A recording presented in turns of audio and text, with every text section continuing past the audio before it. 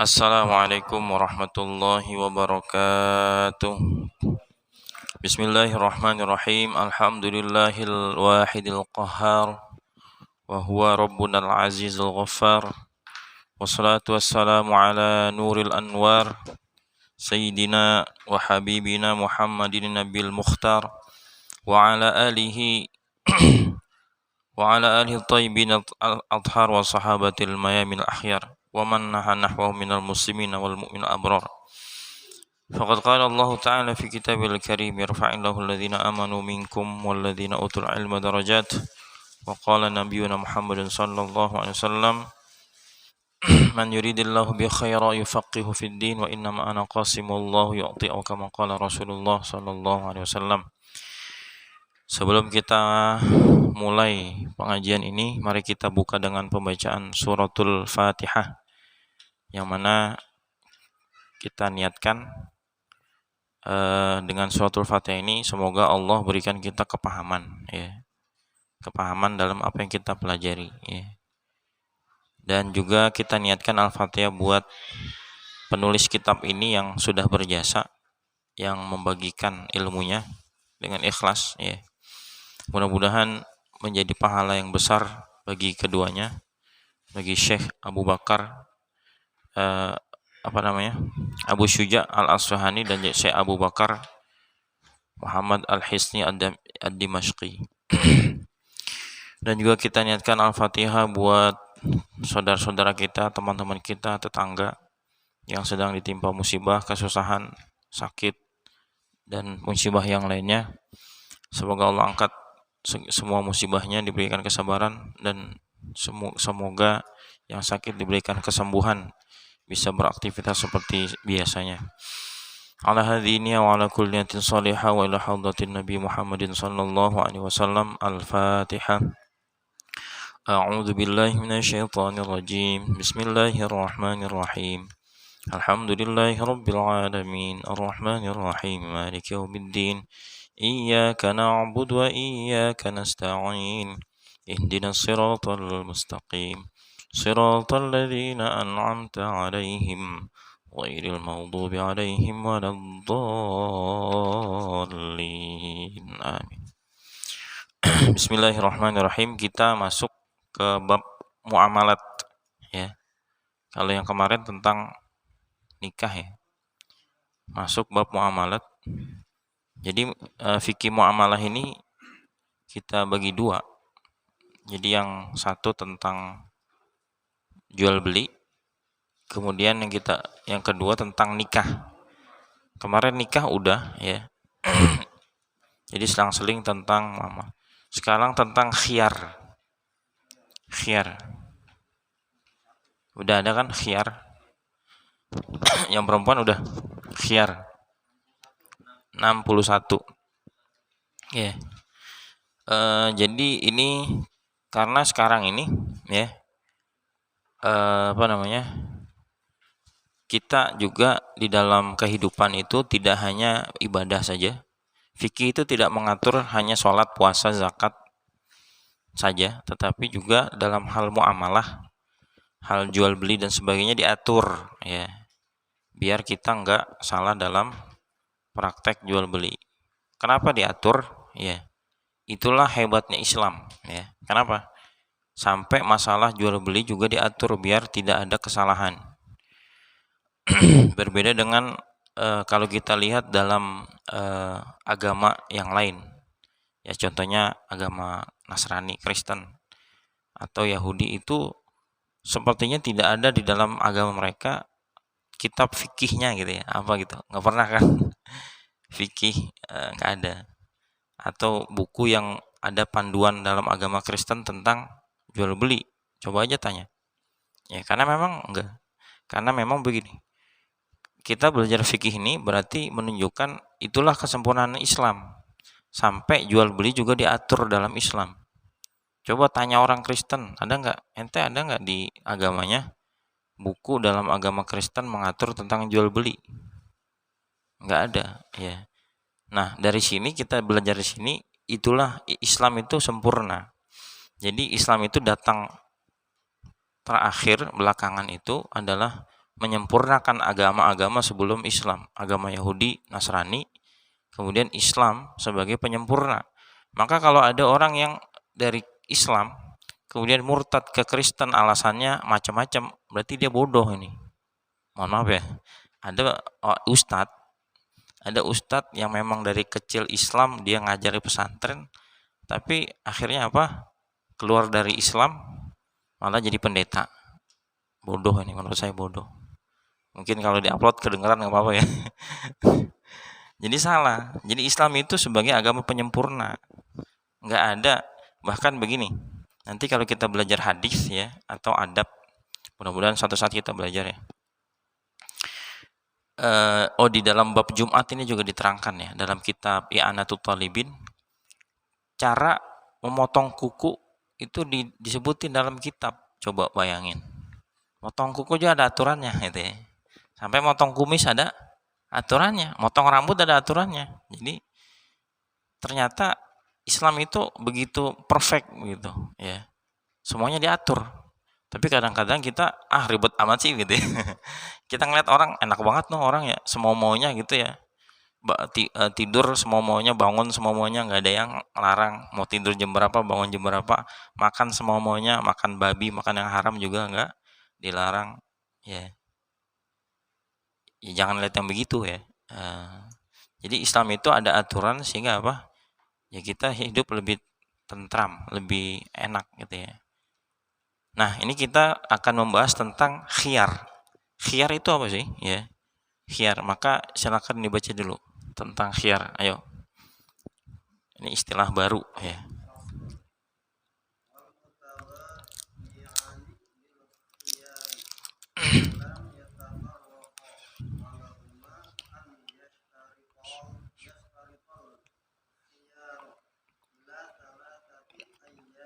Ya, itu dulu.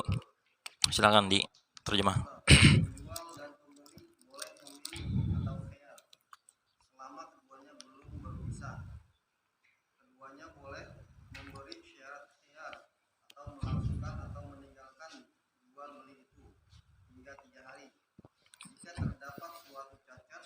Dah itu beda.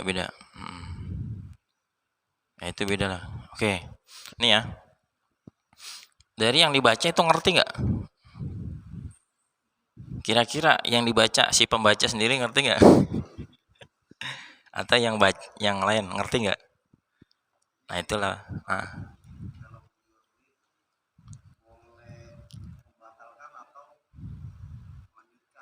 Ya kurang lebih begitu secara umum, tapi nggak semudah itu ya.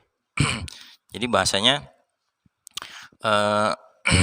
kebolehan untuk membatalkan atau melanjutkan dalam jual beli begini. Jadi khiyar secara bahasa, khiyar ini artinya memilih ya. Milih antara melanjutkan atau membatalkan transaksi jual beli. Ya. Itu diatur dalam syariat. Tujuannya apa sih? Tujuannya adalah jangan sampai misalnya udah beli barang ya, tiba-tiba baru ingat saya ada keperluan ini nih, nggak jadi belilah misalnya gitu. Ada macam-macam atau kecewa, wah ini barang ini jelek, ya ada apanya, cacatnya atau apanya. Nah di sini nanti diatur ya. Nah nanti yang berkecimpung dalam dunia jual beli sekarang kan online ya, atau sebagai pembeli atau sebagai penjual ini kita harus ngerti nih ya. Kalau ada komplain dan sebagainya kita harus ngerti. Nah dua orang yang saling berakad jual beli itu boleh melakukan khiyar. Ya, khiyar itu tadi apa? Perjanjian antara melanjutkan atau membatalkan. Ya, ini yang pertama dia mensyaratkan khiyar 3 hari. Contohnya begini. Contohnya misalnya mau beli barang, ya barang antik lah gitu ya. Saya beli ya. Dia sudah beli, ini contohnya inilah ya. Katakanlah ini botol tahun 1900 antik lah gitu ya, terbuat dari perunggu misalnya, antik banget. Dia kepengen karena dia kolektor gitu ya. Terjadilah akad ya, dibeli botol ini seharga 1 juta misalnya, kan barang antik gitu ya. Setelah itu tapi gini ya, Saya masih pikir-pikir nih gitu ya. Berapa lama pikir-pikirnya? Di sini disyaratkan kata Rasulullah tidak boleh lebih dari 3 hari. Mikir-mikirnya itu tidak boleh lebih dari 3 hari. Kenapa? Kalau ntar saya pikir-pikir lah sebulan, harusnya udah kejual gitu ya, lama banget sebulan gitu ya. Rasulullah membolehkan 3 hari ya. Jadi sebenarnya udah transaksi, udah jual beli, udah dibayar, udah dibayar ini kasusnya. Kalau belum dibayar mah ya beda gitu ya. Ini udah deal gitu ya. Tapi nanti ya kalau saya berubah pikiran, saya balikin lagi ya. Ya boleh, tapi nggak boleh lebih 3 hari. Nah, gitu. Karena dia masih mungkin ada keperluan dan sebagainya. Nah, setelah 3 hari maka harus diputuskan. Ya. Oke deh, jadi ya udah, berarti kan emang udah apa namanya? Ngomong duitnya udah diterima gitu ya. Atau aduh saya baru inget nih, ya duitnya buat bayar kontrakan misalnya gitu. Atau buat bayar anak sekolah. Jadi saya balikin barangnya, duitnya dibalikin gitu. Tapi kalau belum terjadi akad jual beli itu bukan khiyar. Belum. Misalnya gini, "Bang, ini saya kepengen banget nih barang ini bagus ini." Ya. Tapi saya masih mikir-mikir nih, ya orang belum jual beli, mau batalin mau itu nggak apa-apa, nggak masalah itu. Ya. Tapi yang jadi masalah adalah udah transaksi duit, ya kan itu kan jadi masalah itu ya. Ternyata dalam Islam dibolehkan mikir-mikir selama berapa? 3 hari. Di sini adalah dalil kebolehannya adalah hadis Sahih Bukhari Muslim ya. Al-bay'ani bil khiyari ma lam yatafarraqa aw yaqulu ahaduhuma li akhar ikhtar. Jadi di sini ada dua sebetulnya. Ada dua perkara sebetulnya. Di sini di teks yang pertama al-mutabayyi'ani bil khiyari ma lam yatafarraqa ya. Dua orang yang bertransaksi jual beli boleh khiyar sebelum dia berpisah. Ini teks yang pertama ini adalah contohnya begini ya. Saya udah kedua aja ya tadi. Yang pertama ini contohnya begini. Misalnya si siapa? Alip ya sama si siapa? Si Arul misalnya, Alip dan Arul, dua-duanya ya. Jual beli tadi misalnya botol antik ya. Si Alip tuh koleksi penjual barang-barang antik, atau dia bukan penjual lah. Dia lagi habis macul di lapak gitu ya. Habis kerja bakti lagi macul dapat benda antik gitu ya. Bagus nih, ya kan? Dibersihin, bagus banget. Si Arul itu kolektor benda-benda antik gitu kan. Pas dia nyetatus di WA, bagus tuh katanya. Lip bagus nih, berapa tuh katanya. Udah datang aja ke rumah ya kan. Nah, ketika transaksi di rumah ya, jadi transaksinya di rumah ya. Sudah terjadi transaksi deal di rumah ya. Tapi dia tadi nggak mensyaratkan 3 hari, nggak ya. Nah, selama dia masih ada di rumah, dua orang ini ya, itu walaupun tadi udah udah deal, bahkan udah bayar, udah transfer gitu, atau bahkan udah tulis pakai kwitansi atau nota, udah itu, selama dia masih ada di rumah, dia masih boleh untuk membatalkan atau meneruskan. Misalnya pas mau keluar, iya ya gitu ya, baru ingat nih duitnya mau dipakai nih buat cicilan motor misalnya gitu kan, nggak jadi dah ya, itu boleh ya. Tapi misalnya kasusnya udah pulang ke rumah, si Arul udah pulang ke rumah, diomel-omelin sama istrinya, misalnya udah punya istri kan, apaan beli botol jelek begitu misalnya, berapa, 1 juta lagi, astagfirullahaladzim, mendingan buat beli handphone baru nih gitu kan. Diomel-omel sama istrinya, aduh gimana nih, itu hak khiyar udah nggak ada, karena dia nggak. Nah, cuma di dalam hadis yang lain ada namanya iqalah. Iqalah itu membatalkan jual beli, tapi bukan proses khiyar tadi ya, bukan. Aduh gimana nih ya Lip, istri ngomel-ngomel mulu nih ya. balikin aja deh duitnya. Sebetulnya si Alip nih boleh nolak. Kenapa? Karena udah sah dan tidak ada perjanjian dia mikir-mikir. Dan dia udah saling ridho awalnya. Itu boleh nolak. Nah, tetapi dalam Islam itu ada namanya iqalah. Iqalah itu membatalkan jual beli tapi bukan proses khiyar tadi. Kalau tadi kan mikir-mikir dulu ya. Nah, mikir-mikir dulu, Lip. Ya. Kalau nggak jadi, kalau ada apa-apa dibalikin ya, ya gitu. Ya kan dia gitu kan. Tapi ini enggak, udah deal udah, ya kan? Itu namanya iqalah. Iqalah itu berarti kan tadi khiyarnya udah batal, udah nggak ada. Tetapi si si Arul tadi membatalkan karena ada hal-hal tertentu. Nah, bagi si siapa? Si si Alif ini sebenarnya boleh nolak. Ya, karena udah nggak ada hak khiyar. Tapi kata Rasulullah, man aqala musliman bai'atahu aqalallahu asratahu. Barang siapa yang menerima pengembalian jual belinya saudaranya yang muslim, maka Allah akan menerima atau mengampuni dosanya. Jadi kalau dalam jual beli, misalnya gini, contohnya itu, gara-gara itu tadi, ya udah nggak apa-apa ya, daripada diomelin sama istrinya, dibalikin lagi duit 1 juta. Sebetulnya kan dia merasa dirugikan gitu ya. Tetapi Allah ganti dengan pengampunan dosa.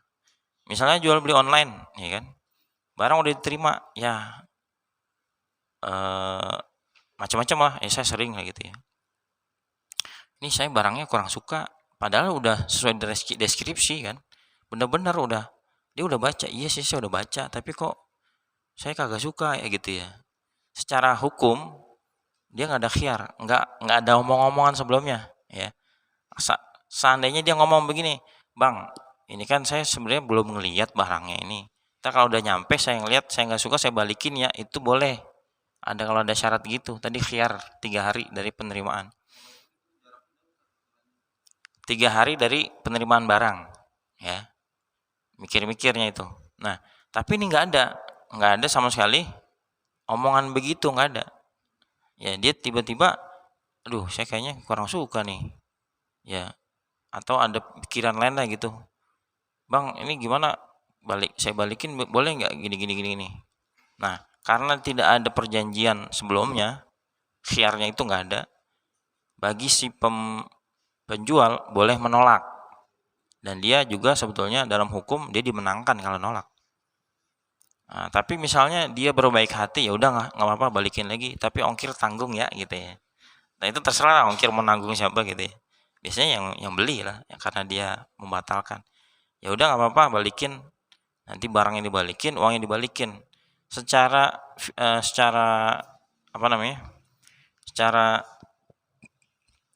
zohir penjualnya itu rugi. Ruginya apa? Dia udah packing dan dia seharusnya dapat untung, atau orang udah beli gitu ya. Kok dibalikin lagi? Tetapi secara kacamata agama dia dapat pengampunan Allah gitu. Jadi jangan jangan ya, jadi kita ambil positifnya. Alhamdulillah gitu ya. Ya memang bukan rezekinya gitu ya. Dan dia dapat ampunan gitu ya. Nah, tadi tuh kalau tadi kasusnya gitu ya, khiyar itu namanya khiyar majlis kalau dalam bahasa bahasa fikihnya. Sebelum dia keluar dari majlis akad itu masih boleh membatalkan apa, tetapi kalau udah keluar dari majlis, haknya udah nggak ada. Tapi kalau seandainya dia minta dan penjual membolehkan, maka dia dapat pahala. Ya, gitu ya. Ngerti nggak nih? Ini yang syiar majlis. Tapi tadi ada syiar syarat 3 hari. Saya ulang lagi. Beli ini, aduh, saya beli ini tadi barang antik 1 juta harganya. Oke deh. Tapi misalnya nih saya masih mikir-mikir nih ya, kalau saya balikin nanti boleh nggak? Ya nggak apa-apa, jangan lebih dari 3 hari ya. Nah, itu syiar syarat, ya itu masih boleh. Ya itu 2 perkara tadi. Tadi yang tidak ada syarat, maka dia hanya ketika di majlis akadnya. Yang kedua adalah dia mikir-mikir selama 3 hari itu juga dibolehkan. Itu ya, ada yang nanya dari situ?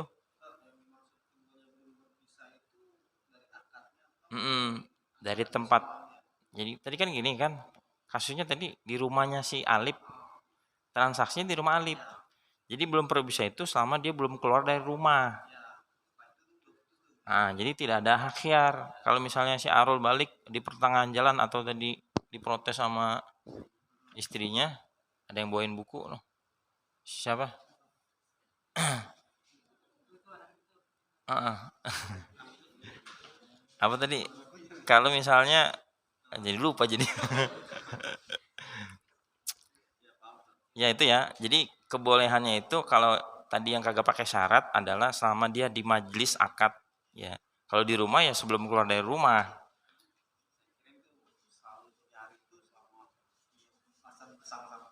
Enggak, ya. Jadi ada dua perkara nih. Ada tadi yang dia nggak pakai syarat 3 hari, berarti selama dia di majelis akad itu tempat di rumahnya itu di mana dia melaksanakan akad. Kalau di toko berarti di toko. Datang ke toko nih misalnya, toko dia, sama dia belum keluar dari toko. Nah, masih di toko itu dia masih padahal walaupun udah bayar itu masih boleh membatalkan. Tapi kadang-kadang gini, barang yang sudah dibeli tidak boleh dibalikan. Iya, tapi sebetulnya itu tidak 100% salah dan tidak 100% benar. Tadi kalau masih ada di situ, di majelis akad itu dalam Islam masih boleh dibatalkan. Tapi kalau udah dibawa pulang, nggak ada syarat apa-apa, udah nggak ada hak sebetulnya. Penjual menolak, ya, ya iya orang udah sah gitu ya, nggak apa. Tapi tadi seandainya penjual menerima, dia dapat pengampunan dosa. Walau sebenarnya gitu ya, ngerti nggak yang lain? Ini yang ngerti ya. Nanti kalau jual beli begitu. Hah? Ya, semua jenis barang. Semua jenis akad sebetulnya. Cuma yang tidak boleh adalah akad nikah, nggak boleh. Akad nikah, udah saya terima nikahnya tadi yang kemarin tuh ya, Fulana binti Fulan dengan sekian. Saya nggak jadi dah. Nggak boleh itu, ya, main-main, ketok aja kalau nikah nggak boleh ya. Itu semua jenis akad jual beli, ya. Tetapi akad nikah nggak boleh gitu. Kira main-main kalau gitu ya. Itu ya, itu ada 2 jenis. Kemudian yang ketiga, silakan dibaca wa idza kharaja bil mabi'i.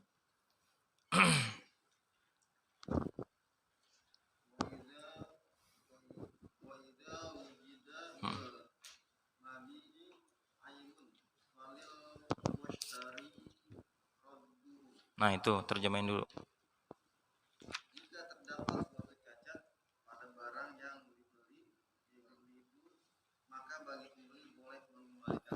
Nah, ini ngerti nggak? Ngerti banget ya.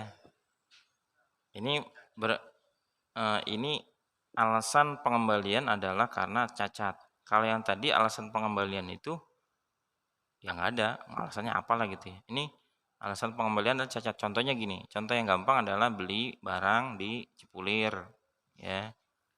Ketika beli itu dia nggak perhatiin banget ya, si penjual juga nggak terlalu perhatiin. Biasanya barangnya oke-oke aja gitu ya. Terus dia serahin, sekilas dia bagus nih, ya kan. Nah, kemudian udah di rumah pas dibuka, lah ini kok jelek gitu ya, ada apa, ada cacatnya yang mengurangi nilai barang itu. Maka sangat-sangat boleh untuk dikembalikan, dibatalkan transaksinya, atau kalau nggak dikembalikan tuker yang lain. Seandainya nggak ada yang lain, barangnya emang cuma tinggal satu doang, batalin juga boleh. Itu kasusnya kalau sudah transaksi. Kalau belum transaksi, ya apalagi gitu ya. Ya, udah transaksi aja udah bayar, boleh gitu. Ini jelas, kalau ini kita ngerti lah ya. Nah, terus nggak boleh juga. Kadang-kadang gini kan, biasanya barang saya bagus kok, nggak ada cacat-cacatnya kok. Ini mungkin situ kali yang jatoin apa gitu kan misalnya. Ya ini yang jadi repot nih ya kalau begini. Sekarang kan biasanya kalau di dalam dunia online mah, jualan online biasanya dia karena sering terima komplainan gitu, di boxnya itu tidak menerima komplain kalau tidak disertai video. Itu dalam rangka meminimalisir penipuan. Kali aja dia punya barang yang lain gitu ya, terus ditukar yang jelek gitu ya, mungkin seperti itu sebagai bukti. Kan kadang kita bingung juga, lah biasanya bagus gitu kok ini tiba-tiba jelek, ya mungkin ini jatuh nih atau apa nih, atau barangnya diganti yang lain, kita nggak tahu. Nah, kalau dia percaya silakan terima, kalau nggak percaya ya begitu tadi, jadi harus ada bukti.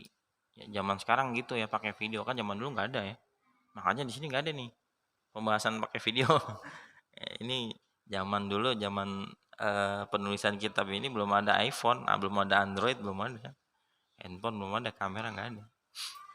Jadi makanya sebetulnya eh, penting banget tuh kalau ada sarjana Islam yang menulis fikih tapi kontemporer. Emang udah ada sih, udah ada. Cuma dia nggak apa namanya, nggak urut. Ya. Ada yang banyak tuh cuma dia potongan-potongan doang. Ya, misalnya masalah saham dibahas, masalah MLM ya dibahas, masalah GoPay, PayTrend, dan semuanya itu cuma potongan-potongan. Enggak urut begini. Ya, belum ketemu saya. Kalau ada bagus tuh ya. Jadi misalnya kita lebih update ya. Kalau gini kan yang update saya gitu ya. Jadi harus saya cari-cari di kitabnya, ini kitab jadul sebetulnya. Jadi mengembangkan dari kita sendiri yang mengembangkan. Itu ya, begitu ya. Jadi dia kalau zaman sekarang buktinya pakai video. Nah, kalau memang apa namanya? Kalau memang jelas ya seorang penjual harus terima gitu ya. Emang barangnya dia cacat. Kemarin terakhir saya juga begitu ada. Ada orang beli tas ya. Ya biasanya bagus aja. Terus kok tiba-tiba dibilang nih robek. Saya berhusnuzon aja. Kenapa? Nggak mungkin seorang pembeli dia ngerobekin tasnya sampai dia. Sebenarnya ada kemungkinan dia teledor, dia tarik sampai robek ya. Tapi saya berhusnuzon aja, kemungkinan produksinya yang salah gitu ya. Ya gitu. Itu ya seperti itu ya. Ada yang tanya nih masalah ini? Gampang kalau ini ya. Di sini ketika seorang itu melihat aibnya langsung, cacatnya langsung. Jadi kan belum sempat buka dia kan nggak tahu juga berarti kan. Maaf saya baru tahu nih, saya baru cek barangnya begini. Ya. Kalau saya sih sebagai penjual, saya berhusnuzon, memang ya pasti kan seorang pembeli nggak mungkin merusak gitu ya. Ya, nggak mungkin dia merusak. Ya, dia juga mikir juga kalau bolak-balikin ongkirnya juga gede gitu kan. Jadi kalau saya husnuzon ya nggak apa-apa lah. Kalau bahasanya ntar kira-kira ada kita kayaknya rugi sedikit, ya nanti Allah ganti dengan keuntungan yang lain gitu ya. Tenang aja. Jadi seorang penjual itu jangan mikirnya untung mulu ya. Kita rugi dong. Ya, mungkin dengan kita berbuat baik seperti ini nanti Allah tambah dengan keuntungan yang lain gitu ya. Kadang-kadang gitu orang jual maunya untung mulu ya. Ya. Kalau saya sih ngelihatnya ya secara zahir mungkin rugi ya. Tapi kita nggak tahu di satu satu saat Allah kasih keuntungan yang melebihi dari itu. Ya, kita yakin aja ya. Jadi asasnya jual beli itu saling saling ridho. Ya, saling ridho. Kalau misalnya orang nggak ridho dengan barang yang diterima, kita debat gitu, sehingga nggak ridho si pembelinya ini. Contoh gini deh, di dalam online tuh begini, barang tuh si penjual udah tahu cacat, tapi karena stoknya cuma satu udah dikirim aja tanpa ada konfirmasi, tanpa ngomong apa-apa, sehingga pas diterima oleh pembeli, jelek nih, komplain ya. Dia komplainnya dia nggak ngerti, harusnya komplainnya melalui aplikasi, dia komplain di chat doang ya kan, di chat nggak ditanggapin gitu ya, di masa bodohin, akhirnya dikasih bintang 1 ya kan. Dengan terpaksa dia menerima barang itu tapi tidak rela, menerima tetapi tidak rela. Nah, ketika menerima tidak rela, maka harta yang diterima itu enggak berkah. Ya kan? Asas jual beli adalah saling ridho. Ya, seharusnya sebagai pembeli jangan mikirnya untung, sebagai penjual jangan mikirnya untung doang. Oh ya, mohon maaf, saya kelupaan ngasih tahu itu ada cacatnya. Jadi kalau mau dibalikan nggak apa-apa, silakan. Ya. Atau saya kurangi harganya gimana? Ya. Tadi harganya misal 100.000, saya balikin 20.000 gimana?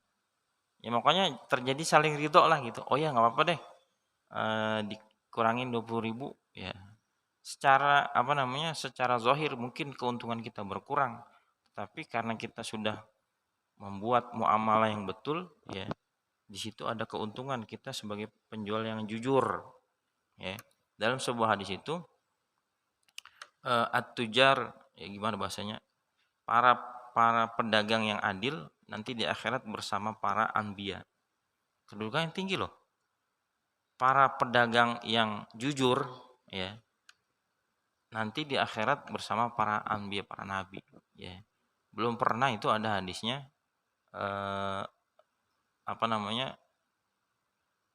Apa ya? Maksudnya kejujuran seorang pedagang, dia tidak menipu, ya menjual belinya secara syariat dengan betul, itu Allah apresiasi dengan Allah kedudukan dia bersama para nabi nanti di akhirat. Masya Allah. Jadi intinya begini, ya janganlah kita jualan itu maunya untung doang, tapi ingat keberkahan. Ketika tidak ada saling ridho antara penjual dan pembeli, maka di situ nggak ada berkah. Banyak duit kalau nggak ada berkah gimana? Iya, banyak duit akhirnya foya-foya, ya. Duitnya udah lah kemana nih? Udah hilang aja. Atau banyak duit tapi penyakitnya banyak. Akhirnya apa? Duit buat berobat doang, ya. Dia nggak nikmatin, ya. Repot itu, ya. Jadi itu yang kita pegang tuh, saling ridho. Makanya dibuat seperti ini, khiyar. Biar apa? Ini sebetulnya dalam Islam itu menjaga hak-hak pembeli. Biar pembeli itu tidak merasa dirugikan. Ya, itu ya. Ada yang tanya? Enggak ada. Ini kayaknya yang muda-muda jarang nanya nih. Apa jarang beli, apa jual beli ya? Ya karena pikirannya masih belajar ya. Tapi kadang-kadang kan beli juga jual beli online ya. Biasanya orang yang berkecimpung dalam jual beli itu lebih ketemu masalahnya gitu ya. Ada lagi nggak ada? Lanjut. Kalau nggak ada, baca.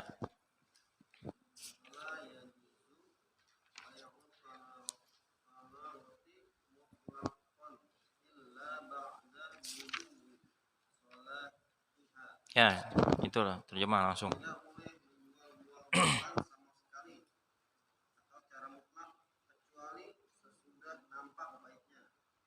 Ngerti nggak tuh? Ulang lagi.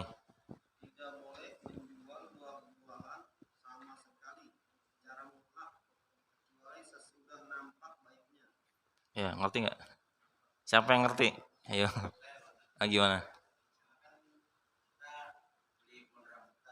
Mm, mm,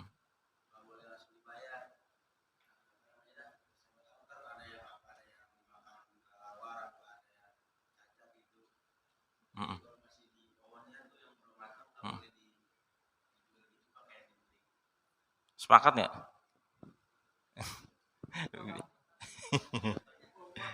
Iya. Sepakat nggak? Yang lain gimana? Ini sarjana ekonomi nih. Hmm, hmm. Terus?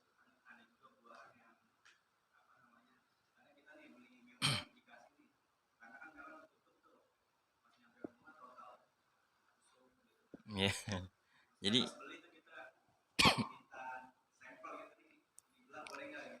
ya begini, sebetulnya yang dijawab sama Alif itu hampir betul, cuma dia penyampaiannya kurang ya. Jadi di sini tidak boleh menjual buah-buahan, ya. Menjual buah-buahan di sini yang masih nempel di pohon maksudnya, ya. Masih nempel di pohon kecuali jika sudah Apa tadi terjemahannya di situ? Nampak baiknya. Kalau nampak baiknya itu maksudnya begini. Kalau masih pentil, misalnya gini, udah saya beli yang di pohon itu semuanya 1 juta. Kan nanti kan nggak tahu nih, atau enggak dah, jangan nggak semuanya ya. Itu mau jelas-jelas nggak jelas. Itu yang ada 5 itu masih masih pentil gitu ya. Masih hijau gitu ya. Udah saya beli. Ntar kalau udah matang saya petik. Nah, kalau udah matang saya petik. Itu nggak boleh. Kalau memang dia ngambilnya nanti setelah apa? Setelah matang dan dia belum kelihatan itu matang apa kagak, ya. Kecuali udah nampak nampak baiknya itu udah berarti udah kekuning-kuningan gitu ya. Ya udah ntar dah, saya beli nih. Tapi ntar ngambilnya kalau udah matang, tapi udah kelihatan tuh kan. Nah, itu boleh. Tapi kalau masih hijau begitu, terus nanti ngambilnya kalau udah matang itu nggak boleh. Yang dibolehkan adalah itu yang hijau itu saya beli, langsung petik. Ya boleh, ya kan? Yuk, ya orang buat sayur. Ya, kalau nggak boleh buat sayur kagak bisa gitu ya. Kalau langsung dipetik nggak apa-apa. Tapi kalau tadi kasusnya adalah apa namanya tadi, ngambilnya nanti kalau udah matang kan masih belum jelas ini. Itu ntar dia mungkin jatuh ya tadi dimakan codot gitu ya. Jatuh busuk ya. Seperti itu masih belum ada kejelasan. Maka itu tidak boleh. Kalau langsung dipetik ya silakan aja ya. Paya muda ya kan buat sayur ya. Kelapa muda apa lagi ya. Kelapa muda mah enak ya. Paya muda kan paling buat sayur. Harus dipetik langsung. Itu seperti itu nih sebenarnya hampir sama udah pernah dibahas. Di sini ada hadisnya eh la tuba'us samaratu hatta yabdu salahuha rawahu syaikhani. Tidak boleh buah-buahan dijual sehingga nampak kebaikan dia, salah ya. Jadi kasusnya adalah ini untuk buah yang masih di pohon. Kalau buah udah dipetik, dijual masih hijau ya nggak apa-apa ya. Emang tujuannya adalah ngambil hijaunya gitu ya. Kalau tujuannya ngambil matangnya ya kagak matang-matang mah kalau udah petik mah busuk gitu ya. Gitu, itu nggak masalah ya. Ini sama dengan yang sebelumnya ya. Ini juga sama hadisnya kurang lebih tentang kurma. Anna Nabi sallallahu alaihi wasallam naha an bai'i thamaratin nakhli hatta tuzha. Ya. Nabi SAW melarang menjual buah korma ya, an-nakhl sampai dia menguning atau merah atau menguning. Ya, dia tanda-tanda mau matang begitu ya. Sama itu ya, kurang lebih begitu kasusnya. Ini mungkin terjadi kalau di kampung ya. Para tengkulak ya atau apalah saya nggak ngerti gitu ya. Pemborong. Dia pengen wah sebelum orang booking nih ya, sebelum orang pada ini udah saya beli aja langsung gitu ya. Takutnya keduluan gitu ya. Udah saya beli aja dah nih. Ntar takut udah dibayar sama orang lain, udah saya beli dulu nih. Ntar ngambilnya kalau udah matang, nggak boleh gitu ya. Terlalu terburu-buru, sabar ya. Ini kasusnya pada buah. Kalau kasusnya pada bukan buah gimana? Nggak bisa ya. Baju belum jadi. Beda itu.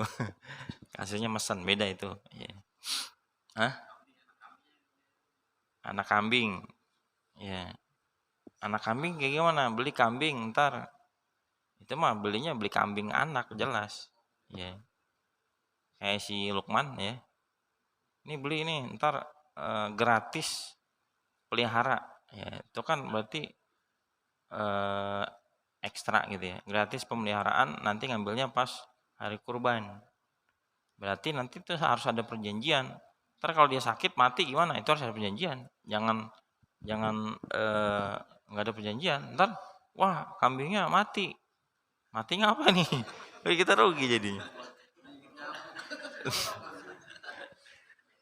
ya kan. Jadi harus perjanjian. Kalau itu beda, ya. Itu karena udah beli, terus dia memberikan apa sih bahasanya ekstra gitu ya. Kan kalau kita langsung bawa ke rumah, naruh di mana gitu ya? Kebun kagak ada, dari sono di lapak ntar ditendang kena bola lagi. Ya. Jadi dia memberi jaminan, "Dah saya yang rawatin, ya nggak kena biaya, nanti ambil pas hari raya." Itu nggak masalah ya, karena udah sesuai dengan syarat dan ketentuan. Cukup ya, terus lanjut kalau nggak ada lagi. Wala bai umma riba.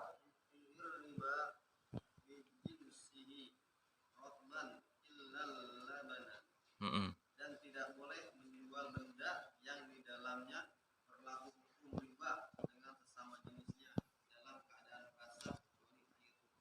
Ya, ngerti nggak nih? Bingung lagi nih. Coba sebelum diterangin, pahamin dulu. Kenapa nggak ngerti? Karena memang kasus ini jarang terjadi. Jadi memang ini cocoknya adalah buat petani. Ya. Sini menjual sesuatu yang mengandung riba. Kita udah bahas kemarin, riba itu di dalam apa saja? Coba buka bab riba, coba. Riba itu dalam apa saja? Dalam emas perak, ada nggak situ? Coba baca lagi biar jelas. Bab riba sebelum ini riba nih. Tuh kan, sebelum khiyar itu riba. Ya. Riba itu dalam emas, perak dan makanan. Nah, makanya di sini dibahas makanan. Emas perak kalau dibahas. Ya. Di dalam makanan. Makanan itu yang dimaksud adalah makanan pokok seperti beras, ya, gandum. Kalau mereka dulu korma. Nah, termasuk susu juga makanan pokok mereka sebagian. Keju ya. Nah, di sini tidak boleh menjual sesuatu yang mengandung riba. Tadi makanan itu. Makanan jual sama makanan. Korma sama korma dijual dengan sejenisnya dalam keadaan basah. Kecuali susu. Karena susu memang dijual dalam keadaan basah. Kalau kering jadi apa? Ya. Ini memang jarang terjadi ya. Kadang-kadang kalau suatu kasus yang jarang terjadi dan kita enggak buat, itu saya kurang terlalu tertarik membahasnya. Contohnya perbudakan. Perbudakan ini udah dihapus hukumnya. Tapi sebagian kitab fikih masih dibahas. Jadi sebenarnya kita nggak terlalu panjang lebar membahas itu gitu ya. Ini mungkin kasusnya adalah kalau dia di kampung ya, dan sering terjadi tukar menukar antara padi sama padi, tuker gitu ya.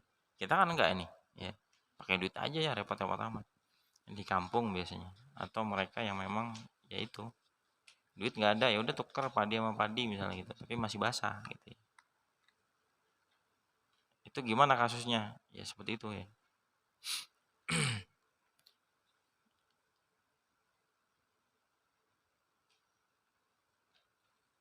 Kecuali susu ya. Sudah nih ya, ada yang ditanya, ini pengulangan sepertinya. Nah, kita ringkas masalah khiyar ya. Jadi sebetulnya khiyar itu ini kalau yang disebutkan di sini saya ringkas ya. Kalau di dalam mazhab yang lain ternyata khiyar itu ada bermacam-macam ya. Kalau saya buka dalam kitab Mausu'ah fikih itu banyak banget ya. Kalau kita ringkas di sini ada 3 ternyata. Ada khiyar majlis namanya. Khiyar majlis itu, khiyar artinya tadi boleh membatalkan atau meneruskan jual beli selama dia di majlis akad. Majlis akad itu di mana? Ya di mana dia melangsungkan transaksi jual beli. Kalau di rumah berarti sebelum keluar dari rumah. Kalau transaksinya di toko sebelum keluar dari toko. Nah, kalau transaksinya di jalan COD gimana? Sebelum berpisah ya. Sebelum berpisah ya COD-nya di ini, di warung misalnya. Berarti belum keluar dari warung. COD-nya di pinggir jalan. Ya udah pokoknya sebelum berpisah gitu, udah berpaling berarti udah nggak ada khiyar. Itu namanya khiyar majlis. Ya, karena dia nggak mensyaratkan. Kemudian ada namanya khiyar syarat. Ya, khiyar syarat ini lebih lama. Ya, khiyar syarat dibolehkan syaratnya hanya 3 hari saja. Kalau kurang boleh nggak? Boleh. Ya, dan ntar tunggu 2 hari saya mikir dulu. Ya, boleh. Tapi kalau misalnya mensyaratkan lebih dari itu, tidak boleh karena hadisnya ada langsung 3 hari. Kalau yang saya pahami adalah karena kalau lebih dari 3 hari, kasihan dia nggak ini gimana kasusnya, ya nunggu, ya ngejelas gitu ya. Kemudian itu tadi adalah khiyar syarat. Yang ketiga adalah khiyar aib. Aib itu adalah kebolehan seorang membatalkan jual beli kalau ternyata didapati cacat pada barang. Ya, cacat pada barang. Boleh. Terus kapan itunya apa namanya? Komplain bahasanya gitu ya. Membatalkannya itu ketika dia melihat cacatnya itu. Kalau misalnya udah lama gitu, dia tahu tapi udah lama. Jadi kan ada kemungkinan eh, apa ya? Jadi bingung ntar si penjualnya, kok udah taunya lama kok baru dibalikin. Jangan-jangan nih baru rusak gitu kan. Jadi takutnya ada penipuan gitu ya. Jangan-jangan ini udah dipakai rusak mau karena udah lama banget nih gitu ya. Ya, itu maka komplain atas kerusakan itu atau pembatalan itu adalah sebaiknya segera setelah dia mengetahui adanya cacat pada barang itu. Itu 3 jenis khiyar ya. Tadi yang saya bilang tadi di sini diatur adalah untuk melindungi hak pembeli. Itu lagi hebatnya Islam dalam jual beli juga diatur ya. Jadi jangan ada pernah Sayyidina Umar bilang orang-orang yang nggak ngerti fikih tentang perdagangan jangan jualan. Kenapa? Karena ntar dia takutnya terjerumus dalam kesalahan dia nggak ngerti. Ya. Nah maka orang yang sering jualan atau jual beli lah, kita kan juga beli ya. Maka sebaiknya adalah dia belajar fikih tentang jual beli. Kalau tentang jual beli ini sebenarnya lebih ini lagi, lebih apa? Lebih penting ya. Kita udah belajar ibadah penting nih. Kenapa? Karena itu nanti kita makan, jualan ya. Kelihatannya laku banyak tapi banyak dikomplain sama orang. Wah, barangnya jelek ini gini gini gini gini ya. Kita santai-santai aja dikomplain sama orang. Ketika orang itu komplain dan nggak ridho sebetulnya, ya buat apaan ini dah, buang aja. Tapi kan akhirnya nggak bisa ngambilin barang karena apa? Si penjual itu bodoh amat nggak ditanggapin chatnya gitu ya.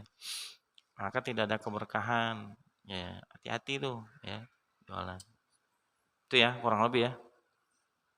Cukup ada yang tanya? Nggak ada?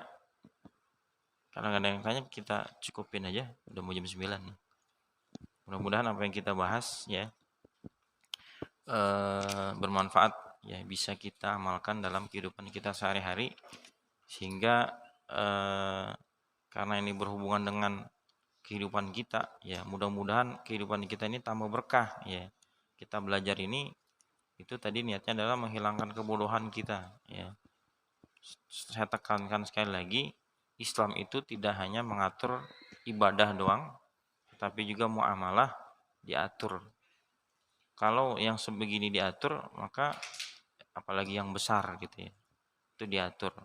Makanya ketika kita menjumpai suatu perkara yang kita bingung, itu sebetulnya di dalam agama udah ada aturannya. Kenapa? Karena Rasulullah itu contoh hidup ya. Contoh hidup sehingga kalau dicari pasti ada ya. Sampai begini ya. Kita begini aja nih.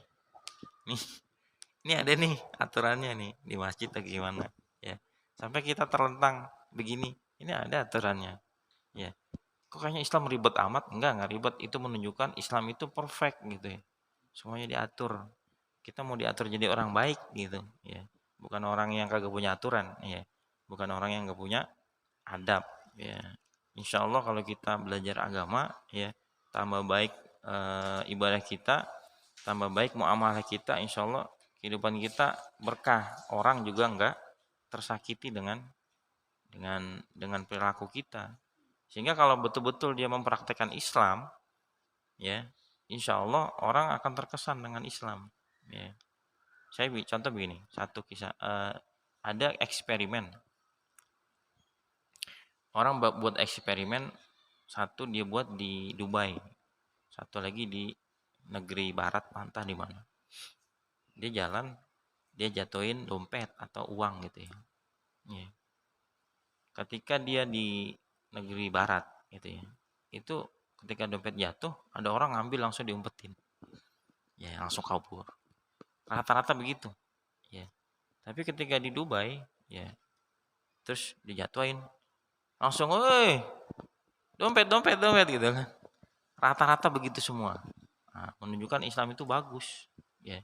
Rata-rata itu udah image-nya bagus karena memang kita sudah didoktrin, sudah diajarkan itu barang punya orang lain jangan diambil.